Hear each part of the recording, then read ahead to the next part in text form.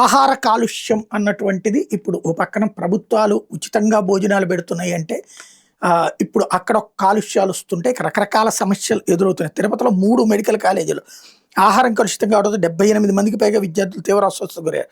SV Ayurveda college, Shri Venkateswara వైద్య కళాశాల, శ్రీ పద్మావతి మహిళా వైద్య కళాశాల విద్యార్థులు సోమవారం అర్ధరాత్రి నుంచి వాంతులు విరోచనాలతో అస్వస్థులయ్యారు.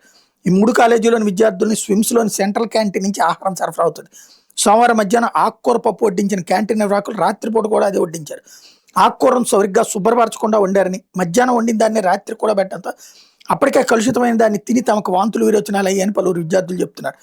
ఎస్వి ఆయుర్వేద కాలేజీలో 20 మంది విద్యార్థులు, 8 మంది విద్యార్థులు మొత్తం 28 మంది అస్వస్థులయ్యారు. స్విమ్స్ శ్రీ పద్మావతి కళాశాల 50 మందికి పైగా ఫుడ్ పాయిజనింగ్ గురయ్యారు. ఆయుర్వేద విద్యార్థులు 17 మందిని అంబులెన్స్లో టీటీడీ సెంట్రల్ ఆసుపత్రికి దళం చికిత్స చేశారు. చికిత్స పొందుతున్న వాళ్ళని టీటీడీ జేఈఓ డాక్టర్ శరత్ పరామర్శించారు.